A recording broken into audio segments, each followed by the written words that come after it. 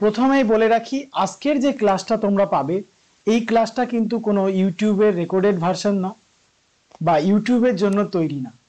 একদম যেভাবে আমাদের অফলাইন ব্যাচগুলোতে ক্লাস করানো হয় ঠিক সেইভাবেই আমি এখানে তোমাদের সামনে তুলে ধরবো ইউনিট অফ মেজারমেন্টের সম্পূর্ণ অধ্যায়টা। তো চলো শুরু করা যাক। দেখো, পৃথিবীতে প্রত্যেকটা বস্তু যা রয়েছে আমাদের সাথে, যদি আমি বলি আমাদের ইট, বালি, সিমেন্ট, মোবাইল, এগুলোর সব তো একটা বস্তু, সাথে আমরাও একজন মানুষ, প্রাণী, যা কিছু রয়েছে পৃথিবীর প্রত্যেকটা বস্তু প্রত্যেকটা বস্তুর সাথে কানেক্টেড। এখন কথা হচ্ছে, এই বস্তুগুলোকে যদি আমাদের কানেকশন তৈরি করতে হয় তাহলে, বা এগুলোকে যদি আমাদের পরিমাপ করতে হয় যে কোনটা কতটা বা কি কতটা যদি আমাদের পরিমাপ করতে হয়, তাহলে সেক্ষেত্রে আমাদের যে বিষয়গুলো প্রয়োজন পড়ে সেগুলো হচ্ছে সূত্র বা ল। তো সেই লগুলোকে প্রতিষ্ঠা করার জন্য তার একটা পরিমাপের এককের প্রয়োজন হয়। তো সেই অর্থে আজকের যে অধ্যায় ইউনিট অফ মেজারমেন্ট তোমাদের জন্য খুবই গুরুত্বপূর্ণ একটা অধ্যায় হতে চলেছে। তার পেছনে কারণ হলো, তোমরা সেন্ট্রালের এক্সাম দাও বা স্টেট গভর্নমেন্টের এক্সাম দাও, প্রত্যেক ক্ষেত্রে এই অধ্যায় থেকে 2 থেকে 3টে কোশ্চেন একটা সিঙ্গেল এক্সামে থাকে। তো তোমরা একটা সিঙ্গেল এক্সাম দিতে গিয়ে যদি একটা অধ্যায় থেকে 2 থেকে 3টে কোশ্চেন পেয়ে যাও, তাহলে সেটা তো খুবই ভালো হয় না। তো আজকের অধ্যায়ে আমি তোমাদেরকে সেইভাবেই ক্লাস করাবো যাতে করে এই অধ্যায় তোমাকে এক্সট্রা আর বাড়িতে পড়তে না হয়। চলো, আজ আমরা শিখবো প্রথমে যে যা কিছু পরিমাপ করা যায়। আমি একটু আগেই বললাম যে পৃথিবীর প্রত্যেকটা বস্তু যা কিছু আমরা পরিমাপ করতে পারবো সেগুলোই হয়ে যাবে আমাদের কি, ফিজিক্যাল কোয়ান্টিটি। কি হয়ে যাবে? Physical quantity. তাহলে দেখো, ফিজিক্যাল কোয়ান্টিটি কি? যা কিছু আমরা পরিমাপ করতে পারি সেটাই হয়ে যাবে আমাদের ফিজিক্যাল কোয়ান্টিটি। ওকে, এবার দেখো, যেমন ধরো আমি বললাম তোমাদের হাইট, কারো ওজন, আমি বললাম ডিস্টেন্স, এগুলো কি সবই পরিমাপ করা যায়। যা কিছু আমরা পরিমাপ করতে পারবো সেটা আমার কি হয়ে যাবে? ফিজিক্যাল কোয়ান্টিটি হয়ে যাবে। এবার কথা হচ্ছে যে তাহলে আমরা কি পরিমাপ করতে পারি না। যদি আমি বলি যে আমার মধ্যে কতটা নলেজ রয়েছে বা একজন ডাক্তারের মধ্যে কতটা চিকিৎসা সংক্রান্ত নলেজ রয়েছে, সেটা যদি আমরা দেখতে চাই, সেটা কি আমরা দেখতে পারবো বা পরিমাপ করতে পারবো? পারবো না। তাহলে অ্যাবস্ট্রাক্ট যে বিষয়গুলো রয়েছে সেগুলোকে কি করতে পারি না আমরা? সেগুলোকে আমরা পরিমাপ করতে পারি না। তাহলে সেগুলো আমাদের পিকিউ হবে না, অর্থাৎ ফিজিক্যাল কোয়ান্টিটি কিন্তু হবে না। এবার চলে আসি, তাহলে ফিজিক্যাল কোয়ান্টিটি বোঝা গেল। ফিজিক্যাল কোয়ান্টিটিটা কি? না, যা কিছু আমরা পরিমাপ করতে পারি সেগুলোই হয়ে যাবে আমাদের ফিজিক্যাল কোয়ান্টিটি। ক্লিয়ার? এবার চলে আসি, ফিজিক্যাল কোয়ান্টিটিকে মেজর দুটি বেসিসের উপরে আমরা ভাগ করতে পারি। প্রথম যেটা, সেটা হচ্ছে আমাদের স্কেলার কোয়ান্টিটি এবং ভেক্টর কোয়ান্টিটি। এটা কিসের উপর নির্ভর করে ভাগ করা হয়? না, on the basis of magnitude and direction. কিসের উপর ভিত্তি করে? না, ম্যাগনিটিউড অ্যান্ড ডাইরেকশনের উপর নির্ভর করে এটাকে আমরা ভাগ করি। অর্থাৎ মান এবং অভিমুখের উপর নির্ভর করে আমরা এই ফিজিক্যাল কোয়ান্টিটিকে প্রথমে 2টো ভাগে ভাগ করতে পারি। কি? একটা হচ্ছে স্কেলার কোয়ান্টিটি, আর একটা হচ্ছে কি না, ডেরিভ কোয়ান্টিটি। স্কেলার কোয়ান্টিটি কি? যার কেবলমাত্র ম্যাগনিটিউড থাকবে, অর্থাৎ যার কেবলমাত্র মান থাকবে সেটাকে আমরা কি বলবো? Scalar quantity. বাট যার মানও থাকবে এবং পাশাপাশি ডাইরেকশনও থাকবে তাকে আমরা কি বলবো? না, স্কেলার কোয়ান্টিটি। ক্লিয়ার? তাহলে আমরা প্রথমেই পেলাম ফিজিক্যাল কোয়ান্টিটি 2 রকম ভাবে হয়। একটা হচ্ছে স্কেলার কোয়ান্টিটি আর একটা হচ্ছে ভেক্টর কোয়ান্টিটি। স্কেলার কোয়ান্টিটি কোনটা? না, যার কেবলমাত্র মান থাকবে তাকে আমরা কি বলবো? Scalar quantity. আর যার মানের পাশাপাশি ডাইরেকশনও থাকবে সেটাকে আমরা কি বলবো? সেটাকে আমরা বলবো ভেক্টর কোয়ান্টিটি। ওকে, এখন কথা হচ্ছে পরীক্ষার উপর নির্ভর করে আমাদের কি ধরনের কোশ্চেন আসে। আমরা যদি দেখি তাহলে দেখতে পাবো পরীক্ষায় কিন্তু কোশ্চেন আসে এই যে স্কেলার কোয়ান্টিটি গুলো রয়েছে আর ভেক্টর কোয়ান্টিটি গুলো রয়েছে, যেমন distance, length, mass, time, density, volume, temperature, pressure, energy, power, charge, resistance, mechanical advantage, এই যেগুলো রয়েছে আমাদের, এগুলো সবই কি স্কেলার। এর পাশাপাশি ডিসপ্লেসমেন্ট, ভেলোসিটি, মোমেন্টাম, ফোর্স, অ্যাসিলারেশন। পরীক্ষায় কি দিয়ে দেবে না, এখান থেকে তিনটে দিয়ে দেবে, এখান থেকে একটা দিয়ে দেবে, দিয়ে বলবে নিচের কোনটি ভেক্টর রাশি নয়, অথবা বলবে নিচের কোনটি স্কেলার রাশি। ক্লিয়ার? তাহলে আমাদেরকে কি জানতে হবে, এই আমরা যে প্রথম পার্টটা দেখলাম সেই পার্টে আমরা কি জানতে হবে, যে না কোনটা স্কেলার কোয়ান্টিটি আর কোনটা ভেক্টর কোয়ান্টিটি। দেখো এগুলো মুখস্থ করার কোনো দরকার নেই, একটা জিনিস যদি আমরা এখান থেকে বুঝে যাই যে না এর মধ্যে এই যেগুলো রয়েছে এগুলোকে যদি আমরা একবার করে দেখে নিই যে কোনটার মান আছে, কোনটার অভিমুখ আছে, বা কোনটার মান অভিমুখ দুটোই আছে, কোনটার অভিমুখ নেই, তাহলে কিন্তু আমরা স্কেলার এবং ভেক্টরের পার্টিসিপেশন বা পার্থক্যটা কিন্তু আমরা করতে পারবো। ঠিক আছে? তো এখান থেকে কোশ্চেন কি আসে আমি বলে দিলাম, প্রতি ক্ষেত্রে আমাদের সেন্ট্রাল বলো স্টেট বলো এখান থেকে কোশ্চেন কি আসে না, তোমাকে এখান থেকে উদাহরণ তুলে দেবে। বিশেষ করে লাস্টের দিকে যে উদাহরণগুলো রয়েছে এই উদাহরণগুলোর উপরে একটু বেশি ফোকাস করবে, কারণ এইগুলো থেকেই ম্যাক্সিমাম কোশ্চেনগুলো তোলে। ওকে, চলো তাহলে আমরা পেয়ে গেলাম কিসের ভিত্তিতে না, আমরা পেয়ে গেলাম ম্যাগনিটিউড এবং ডাইরেকশনের ভিত্তিতে কোয়ান্টিটি পেয়ে গেলাম। এইবার চলে আসো, আমরা যদি এবার দেখি কিসের ভিত্তিতে না, আমাদের যে ইউনিট রয়েছে অর্থাৎ পরিমাপের যে একক রয়েছে সেই পরিমাপের এককের ভিত্তিতে, অর্থাৎ ইউনিট অ্যান্ড দেয়ার মেজারমেন্ট। তাহলে আমরা প্রথমটা কি পেয়েছিলাম, প্রথমটা পেয়েছিলাম কিসের ভিত্তিতে না, প্রথমটা আমরা পেয়েছিলাম ম্যাগনিটিউড এবং ডাইরেকশন অর্থাৎ মান এবং অভিমুখের ভিত্তিতে। দ্বিতীয় যে ক্লাসিফিকেশনটা আমরা পাচ্ছি সেটা কিসের ভিত্তিতে না, দ্বিতীয় ক্লাসিফিকেশনটা আমরা পাচ্ছি শুধুমাত্র যে ইউনিট এবং মেজারমেন্ট আমরা ইউজ করছি তার ভিত্তিতে। তো এর মধ্যে আমার প্রথমে কি আসবে, প্রথমে আসবে আমাদের ফান্ডামেন্টাল কোয়ান্টিটি।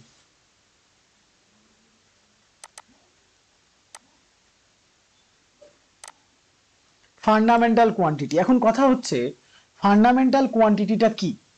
আমরা যদি দেখি তাহলে আমরা দেখব যে সমস্ত কোয়ান্টিটি কোনো বা যে সমস্ত রাশিগুলো অন্য কোনো রাশির উপর ডিপেন্ডেবল নয় তাদেরকে আমরা ফান্ডামেন্টাল কোয়ান্টিটি বলবো।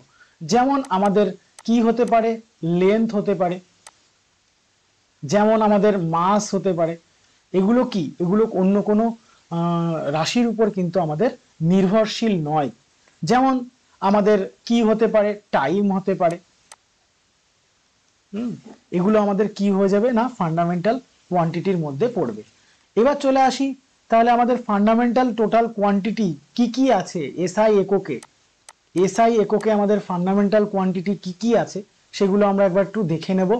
একদম প্রথমে যেটা আমাদের পড়বে, তাহলে এসআই এককে মোট 7টা ফান্ডামেন্টাল কোয়ান্টিটি আছে। কতগুলো? 7টা ফান্ডামেন্টাল কোয়ান্টিটি আছে। কি কি আমরা যদি দেখি, প্রথমে আমরা পাবো লেন্থ, লেন্থ রয়েছে, মাস রয়েছে, তারপরে আমার রয়েছে টাইম, তারপরে রয়েছে ইলেকট্রিক কারেন্ট,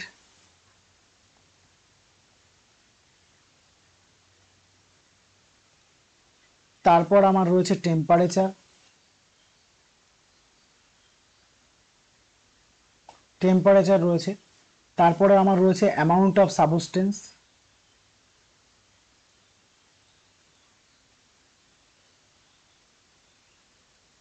আর একটা রয়েছে সেটা হচ্ছে লুমেনিয়াস ইন্টেন্সিটি, আলোক দীপ্তি, লুমে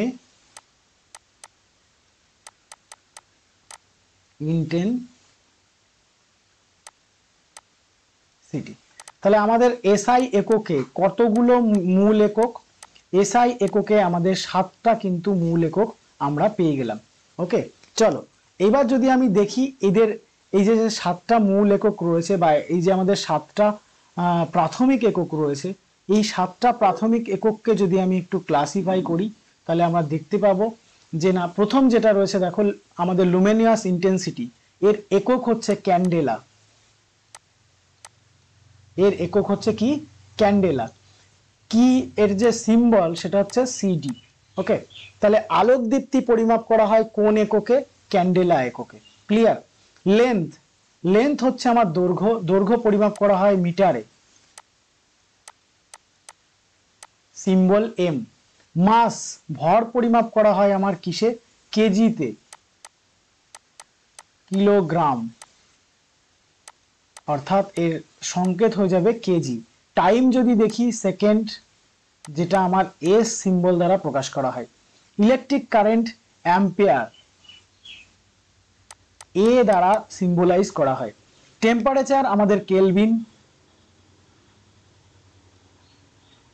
কে দ্বারা প্রকাশ করা হয়। অ্যামাউন্ট অফ সাবস্টেন্স মোল, যার সংক্ষেপ হচ্ছে বা সিম্বল হচ্ছে MOL। ওকে, তাহলে এসআই এককে আমরা টোটাল 7টা মূল একক কিন্তু পেয়ে গেলাম। এবার এখান থেকে দুটো জিনিস আমাদের পরীক্ষায় আমি বারবার দেখেছি, তো সেই দুটো জিনিস আমি তোমাদেরকে একটু এক্সপ্লেন করছি। দেখো এখানে কেলভিন, কেলভিন যদি আমরা ডিগ্রি সেন্টিগ্রেডের সঙ্গে তুলনা করি তাহলে কি হবে? 1 degree centigrade is equal to 273 kelvin. Okay, 1 degree centigrade সমান সমান 273 কেলভিন। একটা কথা বলো তো, পরম শূন্য তাপমাত্রার মান কত?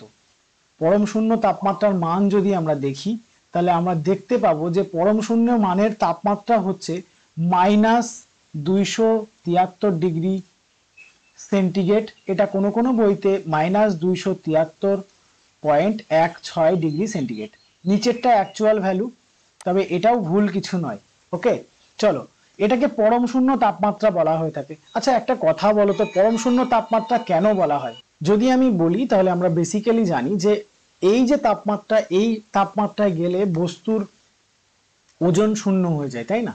তো সেই জন্য আমরা এটাকে কি বলি? পরম শূন্য তাপমাত্রা। আসলে কি হয়, এই অবস্থানে গেলে প্রত্যেকটা বস্তু তার কি হয়, তার অস্তিত্বকে হারায় এবং সেখানে গিয়ে অণু পরমাণুতে কিন্তু বিশ্লিষ্ট হয়ে যায়।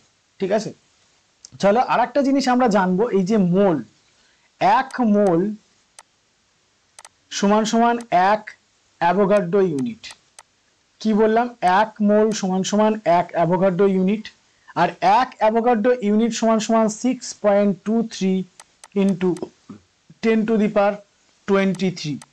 Very very important. 1 Avogadro unit সমান সমান 1 মোল, যেটা কিনা এটা পরীক্ষায় আসে এবং 2014 সালে এবং 12 সালে কিন্তু এই পরীক্ষাটা, এই কোশ্চেনটা কিন্তু এসেছিল। তাহলে 1 মোল সমান সমান কি আসছে? আমার 1 অ্যাভোগাড্রো ইউনিট, আর 1 অ্যাভোগাড্রো ইউনিট সমান সমান হচ্ছে 6.23 ইন্টু 10⁻23। ওকে, তাহলে চলো আমরা ফান্ডামেন্টাল কোয়ান্টিটি পেয়ে গেলাম। এই ফান্ডামেন্টাল কোয়ান্টিটি থেকে আমরা দুটো জিনিস কিন্তু এখানে পেয়েছি, একটা হচ্ছে এসআই আর একটা হচ্ছে কি? ইউনিট। তো আমরা ইউনিট এবং এসআই এই দুটো টার্ম কিন্তু আমরা নতুন পেয়েছি। তো চলো আমরা ফার্দার ক্লাসিফাই করি, তাহলে ফার্দার আলোচনা করি, তাহলে আমাদের বিষয়গুলো চলে আসবে। দেখো এখানে আমরা ফান্ডামেন্টাল ইউনিট পেয়েছিলাম length, mass, time, electric current. লেন্থের ক্ষেত্রে মিটার, এম সিম্বল দ্বারা প্রকাশ করা হয়। মাসের ক্ষেত্রে কিলোগ্রাম, কেজি দ্বারা প্রকাশ করা হয়। টাইমের ক্ষেত্রে সেকেন্ড, এস দ্বারা প্রকাশ করা হয়। ইলেকট্রিক কারেন্টের বিষয়টা হচ্ছে অ্যাম্পিয়ার, এ দ্বারা প্রকাশ করা হয়। টেম্পারেচার কেলভিন, কে দ্বারা প্রকাশ করা হয়। অ্যামাউন্ট অফ সাবস্টেন্স মোল দ্বারা প্রকাশ করা হয়। লুমিনিয়াস ইন্টেন্সিটি ক্যান্ডেলা দ্বারা প্রকাশ করা হয়। ঠিক আছে, চলো তাহলে আমরা এখান থেকে যেটা পেয়েছিলাম যে কি বললাম? এসআই ইউনিট, তাই না? এসআই ইউনিটটা পেয়েছি, আর হচ্ছে কি শব্দ পেয়েছি? ইউনিট শব্দটা পেয়েছি। তো চলো আমরা একটু এক্সপ্লেন করি এই দুটো জিনিসকে। ইউনিটটা কি? ইউনিটটা হলো কোনো একটা নির্দিষ্ট বস্তুকে পরিমাপ করার জন্য। সাপোজ ধরো 1 বালতি বা এরকম একটা পাত্রে জল রয়েছে এবং এই জলটাকে তুমি বিভিন্নভাবে পরিমাপ করছো, কখনো মুটকি দিয়ে, কখনো বোতল দিয়ে, হ্যাঁ, কখনো মগ দিয়ে তুমি পরিমাপ করছো। তো সেক্ষেত্রে কি হবে? এই যে মুটকি দিয়ে একটা মান পাবে, মুটকি দিয়ে সব থেকে বেশি পাবে, সাপোজ ধরে নাও 1000 গুণ পাবে, 1000 মুটকি তুমি পেলে। বোতল দিয়ে ধরো 2 বোতল পেলে, মগ দিয়ে ধরো 4 মগ পেলে। তাহলে আমার এখানে physical quantity is equal two কি হয় না? N into unit. এন মানে এন মানে হচ্ছে নিউমেরিক্যাল ভ্যালু, এই ভ্যালু এখানে দেখো আমরা কি পাচ্ছি 1000 পাচ্ছি, 2 পাচ্ছি, 4 পাচ্ছি, এটা হচ্ছে আমার নিউমেরিক্যাল ভ্যালু। এবং এই পরে গিয়ে আমি যেটা বসাচ্ছি, অর্থাৎ আমি যদি মুটকি বসাই, আমি যদি বোতল বসাই বা মগ বসাই, সেটা আমার কি হয়ে যাবে, সেটা হয়ে যাবে আমার একক বা সেটা হয়ে যাবে আমার ইউনিট। ক্লিয়ার? চলো তাহলে আমরা এখান থেকে ইউনিট কি সেটা ভালোভাবে বুঝতে পারলাম। তাহলে ইউনিট কি, কোনো একটা নির্দিষ্ট রাশিকে পরিমাপ করার জন্য কোনো একটা সুবিধাজনক প্রমাণ মানকে প্রমাণ ধরে নিয়ে প্রদত্ত রাশির অর্থাৎ যেটাকে আমরা পরিমাপ করব তার কত গুণ হয় সেটাই হচ্ছে আমাদের একক। ঠিক আছে, চলো এবার চলে আসি আমাদের টোটাল সিস্টেমে। আমাদের টোটাল তিন ধরনের সিস্টেম অফ ইউনিট হয়। কত ধরনের? 3 ধরনের সিস্টেম অফ ইউনিট হয়। কি কি আমরা যদি একটু দেখে নিই তাহলে হয়ে যাবে।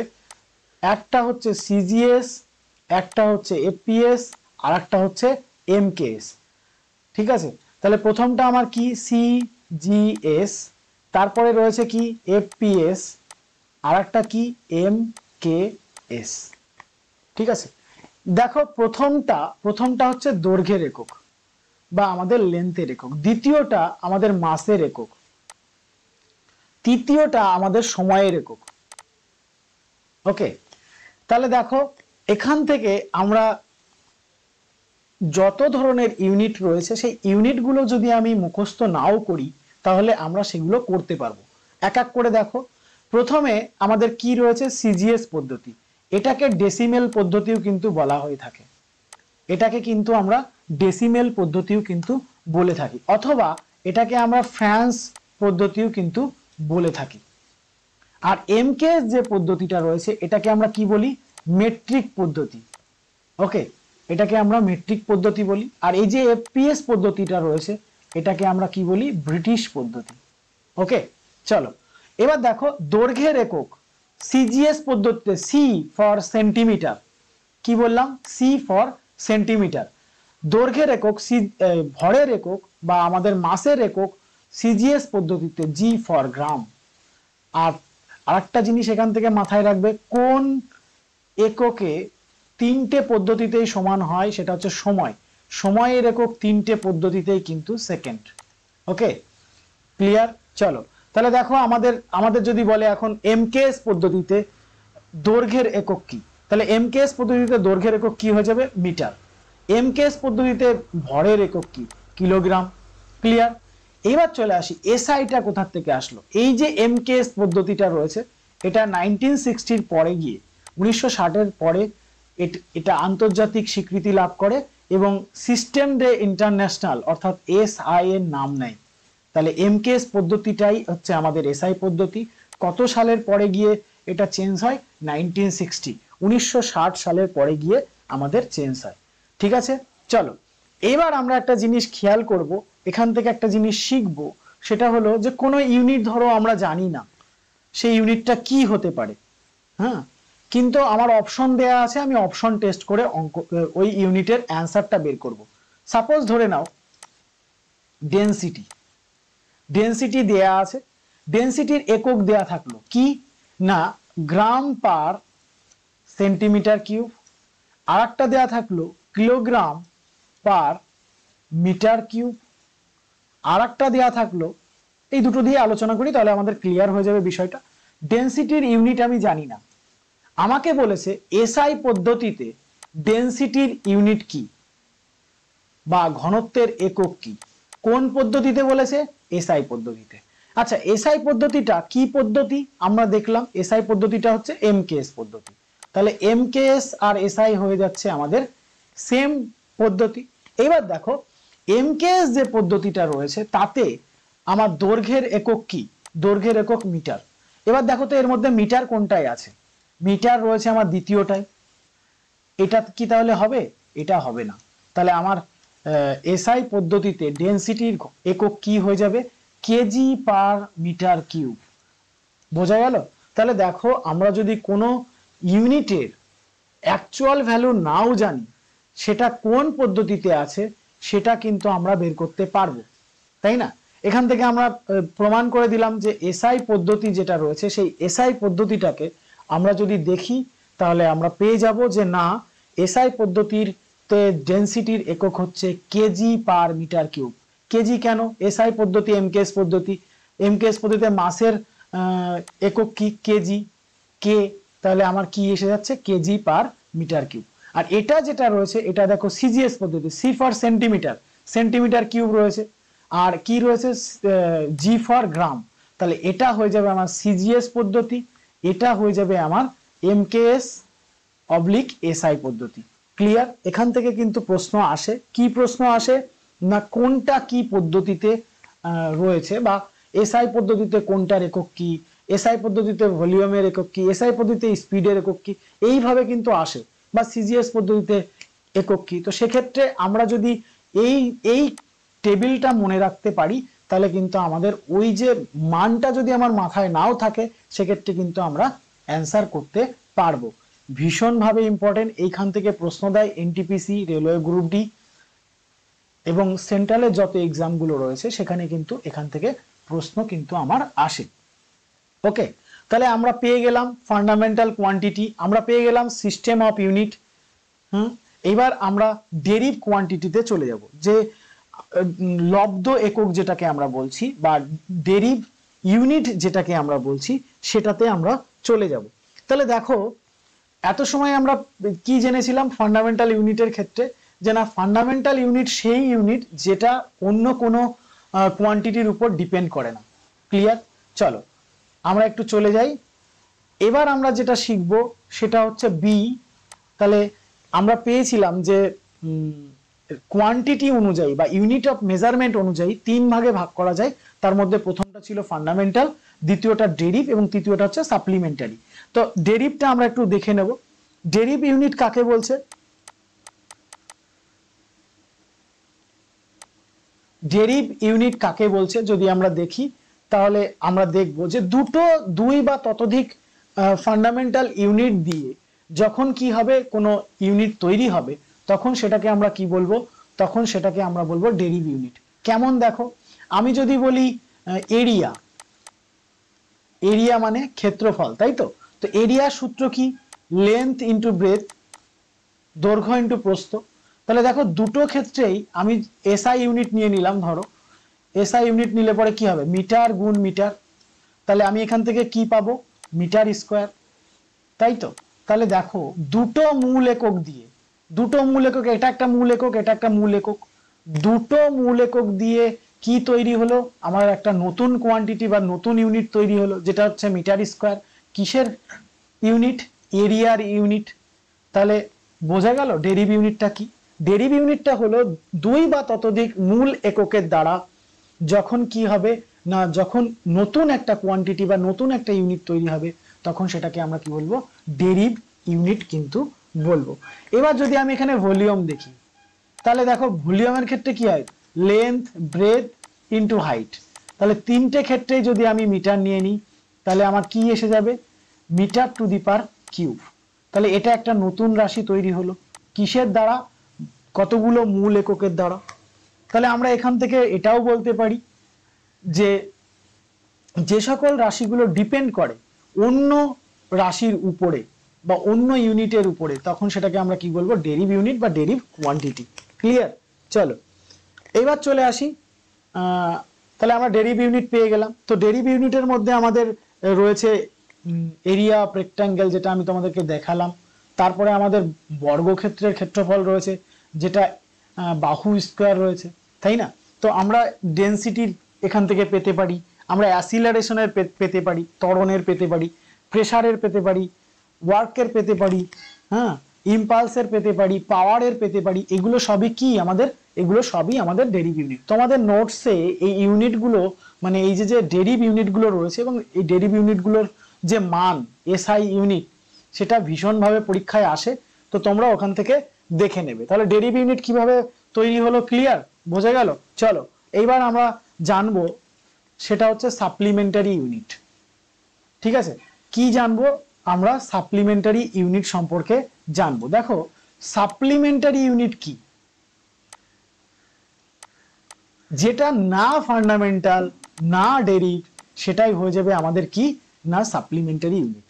সাপ্লিমেন্টারি ইউনিট যদি আমরা দেখি, প্রথমে যেটা পাবো সেটা হচ্ছে প্লেন অ্যাঙ্গেল। কি অ্যাঙ্গেল? Plane angle. আমরা ছোটবেলা থেকে যে কোণের মাপ নিয়ে কাজ করেছি সেই কোণ। তো সাপ্লিমেন্টারি অ্যাঙ্গেল মানে থিটা।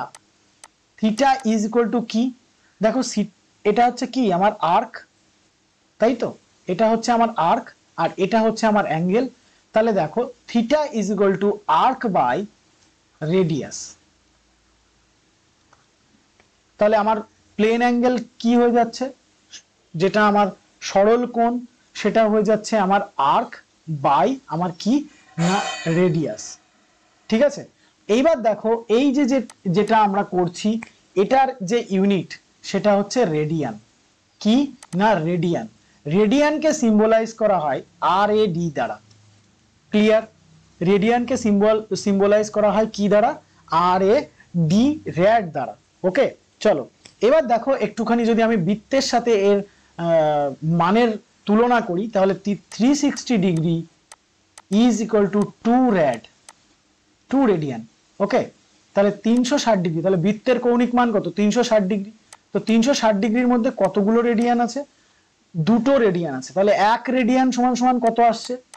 1 রেডিয়ান সমান সমান 180 ডিগ্রি। ভীষণভাবে পরীক্ষায় আসে, আমি যেগুলো দিচ্ছি এগুলো কিন্তু মাথায় রেখো। আবার প্রশ্ন আসে 1 রেডিয়ান সমান সমান কত সমকোণ? 1 সমকোণ কত? 90 ডিগ্রি। তাহলে 180 ডিগ্রিতে কয় সমকোণ হবে? 2 সমকোণ হবে। ওকে, তাহলে আমরা যেটা পাচ্ছি যে সাপ্লিমেন্টারি ইউনিট, সেই সাপ্লিমেন্টারি ইউনিট কি না সেটা ফান্ডামেন্টালও নয় আবার ডেরিভডও নয়।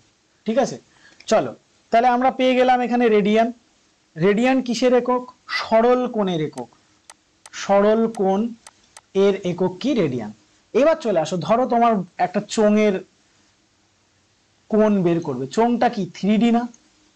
তো 3D কোণ বা 3D কোনো অ্যাঙ্গেল যদি আমাদের বের করতে হয় সেক্ষেত্রে আমরা যে ইউনিটটা ইউজ করি সেটা হচ্ছে স্টেরেডিয়ান। ঠিক আছে, সেক্ষেত্রে আমরা যেটা ইউজ করি সেটা আমাদের কি? স্টেরেডিয়ান। দেখো এর যদি আমি ক্ষেত্রফল বের করি বা এর যদি কোণ আমরা বের করি তাহলে আমার কি হবে? থিটা ইজ ইকুয়াল টু, এটা কি আমার? এটা আমার এরিয়া হয়ে যাচ্ছে আর আমার এটা কি? এটা আমার আর হয়ে যাচ্ছে। তাহলে আমি এখান থেকে বলতে পারি DA বাই আর স্কোয়ার। ওকে, দেখো DA বাই আর স্কোয়ার, আর এইটাই হয়ে যাবে আমার কি? স্টেরেডিয়ান বা ঘন কোণের একক। পরীক্ষায় ভীষণভাবে এটা আসে। এখন তো প্রত্যেকটা পরীক্ষাতেই আমি এই জায়গা থেকে কোশ্চেন আসতে দেখেছি। তাহলে আমাদের দুটো সাপ্লিমেন্টারি ইউনিট পেলাম। প্রথমটা হচ্ছে আমার রেডিয়ান, আর একটা হচ্ছে কি? স্টেরেডিয়ান। এইবার চলে আসি, রেডিয়ান দিয়ে পরিমাপ করা হয় সরল কোণ আর স্টেরেডিয়ান দিয়ে পরিমাপ করা হয়ে থাকে আমাদের ঘন কোণ। ওকে, চলো তাহলে আমাদের 3 ধরনের ইউনিট পেলাম, সাপ্লিমেন্টারি, ফান্ডামেন্টাল এবং ডেরিভড আমরা পেলাম। সিস্টেম অফ ইউনিট পেলাম। ঠিক আছে, সিস্টেম অফ ইউনিট পেলাম। দেন আমরা এবার চলে যাব আমাদের অত্যন্ত ইম্পর্টেন্ট একটা পার্ট, সেটা হচ্ছে যে আমাদের ইউনিটগুলো রয়েছে, অতি ক্ষুদ্র ইউনিট, বৃহৎ ইউনিটগুলো রয়েছে, সেগুলো সম্পর্কে আমরা এক এক করে কনসেপ্ট নেব। দেখো প্রথমেই আমরা বৃহৎ ইউনিট সম্পর্কে কনসেপ্ট নেব, সেটা হচ্ছে কি? দৈর্ঘ্যের ক্ষেত্রে। ঠিক আছে, চলো আমরা দৈর্ঘ্যের ক্ষেত্রে যে সকল ইউনিটগুলো রয়েছে যেগুলো আমাদের ভীষণভাবে পরীক্ষায় আসে সেগুলো নিয়ে আমি একটু আলোচনা করে দেব। লেন্থের ক্ষেত্রে সব থেকে বড় একক বা জ্যোতির্বিদ্যায় ব্যবহৃত সব থেকে বড় একক সেটা হচ্ছে পারসেক। পারসেক, 1 পারসেক সমান সমান 3.26 আলোকবর্ষ, লাইট ইয়ার। এবার কথা হচ্ছে আলোকবর্ষ কি, লাইট ইয়ার কি? লাইট ইয়ার যদি আমি দেখি, লাইট ইয়ার যদি আমি দেখি তাহলে আমরা পাবো কি না আলো 1 বছর কাল সময়ে যে দূরত্ব অতিক্রম করে। কি বললাম তাহলে? আলো 1 বছর সময়ে যতটা দূরত্ব অতিক্রম করবে সেটাই হয়ে যাবে আমার কি না 1 আলোকবর্ষ। তাহলে আলোকবর্ষ কিসের একক? লেন্থের একক বা ডিস্টেন্সের একক। পরীক্ষায় কিন্তু এইটা দেয়। ওকে, ভীষণভাবে দেয়। তাহলে 1 লাইট ইয়ার সমান সমান কত? 9.46 ইন্টু 10⁻15 মিটার। ওকে, আর যদি এটা কিলোমিটার ফর্মে থাকে তাহলে কি হবে 9.46 ইন্টু 10⁻12 কিলোমিটার। ওকে, এটা কি হয়ে গেল আলোকবর্ষ। তাহলে আমাদের জ্যোতির্বিদ্যায় ব্যবহৃত সব থেকে বড় এককের নাম কি পারসেক। ওকে, 1 পারসেক সমান সমান কত 3.26 লাইট ইয়ার। ক্লিয়ার? চলো এবার এখান থেকে জানবো পৃথিবী এবং সূর্যের মধ্যে যে দূরত্ব সেটাকে কি বলা হয়, সেটাকে বলা হয় অ্যাস্ট্রোনমিক্যাল ইউনিট। AU দ্বারা এটাকে সিম্বলাইজ করা হয়। তো 1 অ্যাস্ট্রোনমিক্যাল ইউনিট সমান সমান কত যদি আমরা দেখি তাহলে আমরা এটা পেয়ে যাব 1.5 ইন্টু 10⁸ কিলোমিটার। এক কথায় পৃথিবী এবং সূর্যের যে মাঝের দূরত্ব সেই দূরত্বকে কি বলা হয় 1 অ্যাস্ট্রোনমিক্যাল ইউনিট বলা হয়ে থাকে। ওকে, চলো তাহলে আমরা জ্যোতির্বিদ্যায় ব্যবহৃত বিভিন্ন বড় একক পেলাম। কি কি একক পেলাম আমরা যদি দেখি তাহলে আমরা দেখতে পাচ্ছি যে না সব থেকে বড় একক হচ্ছে পারসেক। 1 পারসেক সমান সমান 3.26 লাইট ইয়ার। আর তারপরেই আমরা পেলাম যে 1 লাইট ইয়ার বা আলোর যে 1 বৎসরকাল সময়ে যে দূরত্ব অতিক্রম করছে সেটাকে কি বলা হয়ে থাকে 1 আলোকবর্ষ বলা হয়ে থাকে। তো 1 আলোকবর্ষ সমান সমান আমরা পেয়েছি যে না 9.46 ইন্টু 10⁻12 কিলোমিটার অথবা 9.46 ইন্টু 10⁻12 মিটার। ওকে, আর এগুলো দিয়ে আমাদের কি পরিমাপ করা হয় গ্রহ নক্ষত্রের যে ডিস্টেন্স সেটা কিন্তু আমরা এগুলো দিয়ে পরিমাপ করে থাকি। চলো এবার আমাদের এই যে লেন্থের কিছু ক্ষুদ্র একক এগুলো আমরা কি পেলাম বৃহৎ একক পেলাম। এবার কিছু ক্ষুদ্র একক সম্পর্কে জেনে নিই, ভালো করে শুনবে। প্রথম যে এককটা আমরা পাবো ভীষণ ইম্পর্টেন্ট, আরো ক্ষুদ্র একক আছে কিন্তু যে চারটে খুব ইম্পর্টেন্ট সেই চারটে আমি তোমাদের তুলে ধরেছি। প্রথমটা হচ্ছে মাইক্রন। মাইক্রন মাইক্রনকে সিম্বলাইজ করা হয় এই চিহ্ন দ্বারা। এই চিহ্ন দ্বারা কিন্তু মাইক্রনকে সিম্বলাইজ করা হয়। এই সিম্বল দিয়েও অনেক সময় কোশ্চেন দেয়। চলো 1 মাইক্রন সমান সমান কত 1 মাইক্রন সমান সমান যদি আমরা দেখি 1 মাইক্রন সমান সমান আমার কত যদি আমরা দেখি তাহলে দেখতে পাবো 10⁻⁻6 মিটার। চলো একটু এখানে আমি এটা সম্পর্কে একটু আলোচনা করে দিই। 10⁻⁻6 মানে কি 10⁻⁻6 এর মানে হচ্ছে 1/1 পরে 6টা শূন্য। ওকে, 1 পরে কটা শূন্য 6টা শূন্য। তাহলে 1কে যদি এই সংখ্যা দিয়ে ভাগ করা হয় সেটার যে মানটা আসবে সেটা হচ্ছে আমাদের 1 মাইক্রন। মাইক্রন দিয়ে কি মাপা হয় অণু পরমাণুর যে মান সেগুলো কিন্তু পরিমাপ করা হয় কি দিয়ে এই মাইক্রন দিয়ে। ক্লিয়ার? তাহলে মাইক্রন দিয়ে আমাদের কি পরিমাপ করা হয় অণু পরমাণুকে কিন্তু আমাদের এই মাইক্রন দিয়ে পরিমাপ করা হয়ে থাকে। ঠিক আছে, চলো সেকেন্ড যেটা আমরা পাবো সেটা হচ্ছে আর্মস্ট্রং। আর্মস্ট্রং এ দ্বারা প্রকাশ করা হয়, এ মাথায় পাওয়ার গোল দিয়ে প্রকাশ করা হয়। 1 আর্মস্ট্রং সমান সমান এই সিম্বলগুলো কিন্তু মাথায় রাখবে, এগুলো আসে পরীক্ষায়।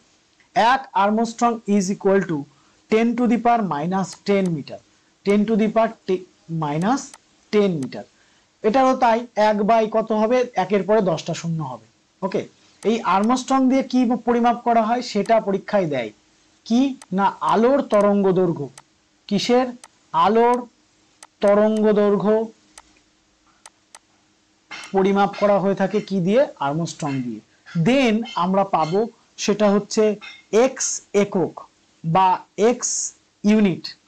হ্যাঁ, এক্স ইউনিট আমরা পাবো যেটার মান হচ্ছে কত না 10⁻⁻13 মিটার। এক্স ইউনিট দিয়ে কি পরিমাপ করা হয় এটা যেমন আলোর তরঙ্গ দৈর্ঘ্য পরিমাপ করা হয় এটা দিয়েও কিন্তু আলোর তরঙ্গ দৈর্ঘ্য পরিমাপ করা হয় কিসের এক্স রশ্মি। এক্স রশ্মির আলোর তরঙ্গ দৈর্ঘ্য কিন্তু পরিমাপ করা হয়। এইবার আমাদের যেটা সব থেকে ক্ষুদ্র একক ভীষণভাবে পরীক্ষায় আসে সেটা হচ্ছে ফার্মি। ফার্মি কত মান 1 fermi is equal to 10⁻⁻15 metre. 1 fermi সমান সমান কত 10⁻⁻15 মিটার। এটা দিয়ে কি পরিমাপ করা হয় না এটা দিয়ে অণু পরমাণুর কেন্দ্রের ব্যাস, পরমাণুর কেন্দ্রের ব্যাস কিন্তু এটা দিয়ে পরিমাপ করা হয়ে থাকে। ওকে, তাহলে আমরা লেন্থের ক্ষেত্রে পেলাম যে যে সকল ইউনিটগুলো খুবই গুরুত্বপূর্ণ সেগুলো আমরা পেলাম লেন্থের ক্ষেত্রে। ঠিক একই রকম ভাবে আমাদের দৈর্ঘ্যের যে ভরের যে ইউনিটগুলো রয়েছে সেগুলো আমাদের ভীষণভাবে প্রয়োজন। যেমন আমরা যদি দেখি তাহলে আমরা দেখতে পাবো যে 1 কুইন্টাল সমান সমান কত গ্রাম, 1 কুইন্টাল সমান সমান কত কেজি, তারপরে আমাদের 1 পাউন্ড সমান সমান কত গ্রাম, এইগুলো আমরা পাবো। তো এখান থেকে যে তিনটে ভীষণভাবে ইম্পর্টেন্ট, বাকি তো তোমরা প্রত্যেকটাই জানো, সেই কটা আমি একটু বলে দিই। মাসের ক্ষেত্রে যে সকল ইউনিটগুলো আমাদের বারবার ঘুরে ফিরে পরীক্ষায় আসে এবং সচরাচর যেগুলো তোমরা পাও না, প্রথমটা হচ্ছে 1 চন্দ্রশেখর ইউনিট। কি বললাম? 1 চন্দ্রশেখর ইউনিট বা চন্দ্রশেখর লিমিট মানে কত না 1.4 দিয়ে যদি গুণ করা হয় কাকে? সানকে। সূর্যের যে ভর সেটাকে যদি 1.4 দিয়ে গুণ করা হয় যেটা পাওয়া যাবে সেটাই হচ্ছে আমাদের কি না 1 চন্দ্রশেখর লিমিট। ওকে, 1 চন্দ্রশেখর লিমিট। ওকে, চলো তারপরে চলে আসো 1 স্লাগ। 1 স্লাগ ভীষণ ভীষণ ইম্পর্টেন্ট, ভীষণ ভীষণ important. 1 slug, 1 slug is equal two যদি আমরা দেখি তাহলে আমরা পাবো 14.59 কেজি। ওকে, চলো তারপরে আরেকটা আসে যে পাউন্ড। 1 পাউন্ড সমান সমান কত? 1 পাউন্ড সমান সমান তোমার হয়ে যাবে 0.453 কেজি। ওকে, এখান থেকে সব থেকে ইম্পর্টেন্ট, ভীষণ ভীষণ ইম্পর্টেন্ট যেটা আসে সেটা হচ্ছে AMU। AMU atomic mass unit, ভীষণভাবে পরীক্ষায় আসে, মাথায় রাখবে এটা। অটোমিক মাস ইউনিট কত? 1.66 ইন্টু 10⁻⁻27 কেজি। ভীষণভাবে পরীক্ষায় আসে। তাহলে এই যে যে চারটে আমি দিলাম মাসের ক্ষেত্রে, এগুলো ভীষণভাবে পরীক্ষায় আসে। যারা সিজিএল লেভেলে খাটছো তাদের জন্য কিন্তু, বা গ্রাজুয়েট লেভেলে খাটছো তাদের জন্য খুবই ইম্পর্টেন্ট। আর এখান থেকে 1 গ্রাম সমান সমান কত কেজি, 1 টন সমান সমান কত কেজি, 1 কুইন্টাল সমান সমান কত কেজি, এগুলো কিন্তু কোন পরীক্ষায় আসে না আমাদের যে পুলিশের এক্সাম রয়েছে বা ডিফেন্সের যে পরীক্ষা রয়েছে সেই পরীক্ষাগুলোতে কিন্তু এইখান থেকে গ্রাম, 1 গ্রামে কত কেজি হয় তোমাদের নোটসের মধ্যে দেয়া আছে, সেখান থেকে তোমরা পড়ে নেবে।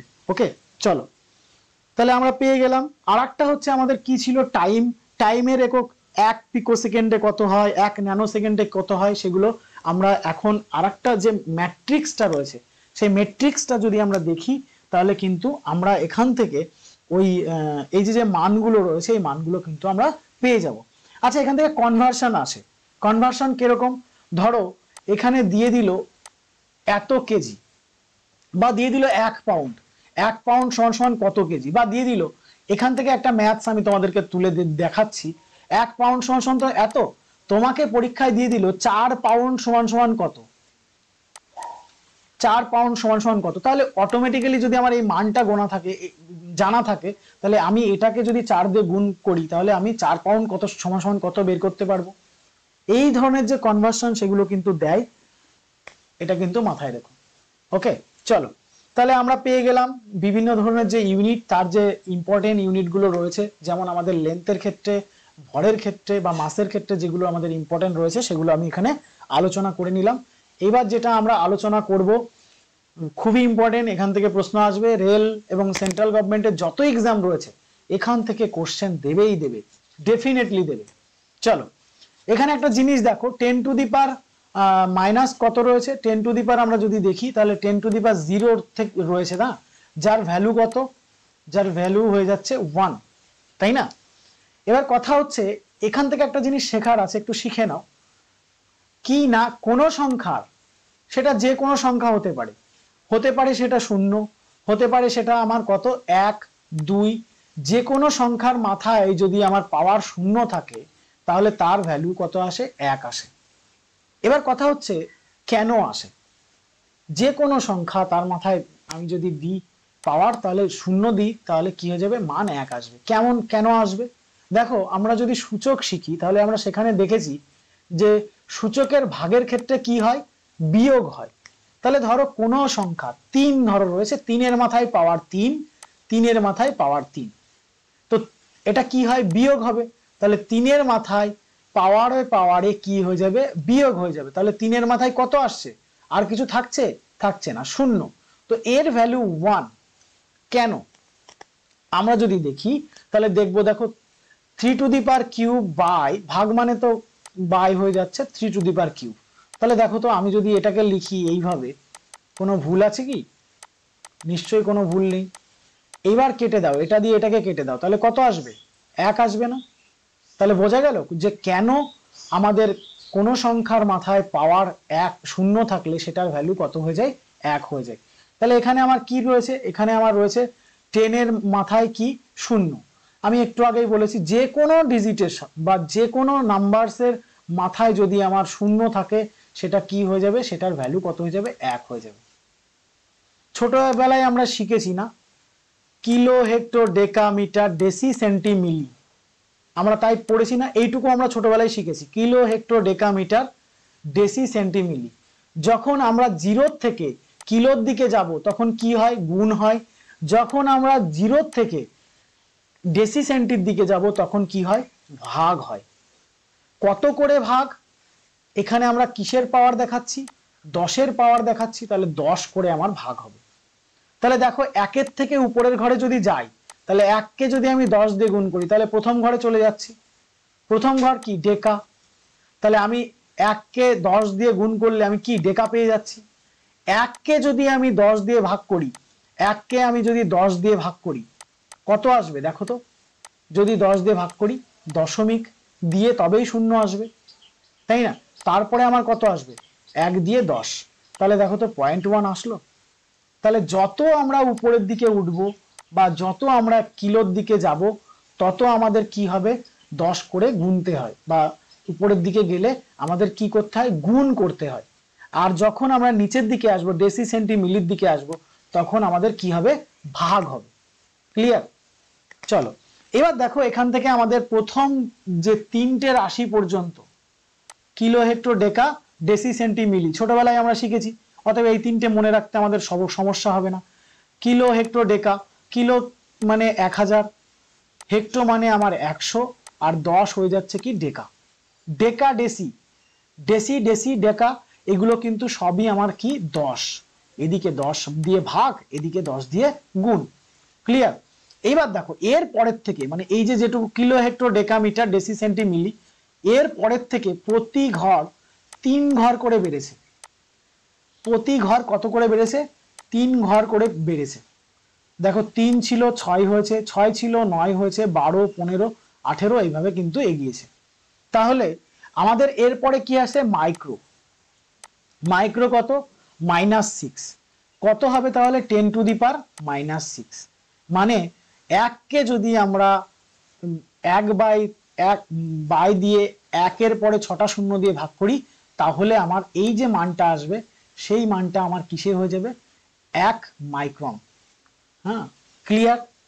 ক্লিয়ার? এইরকম মাইক্রনের সাইন দেওয়া রয়েছে।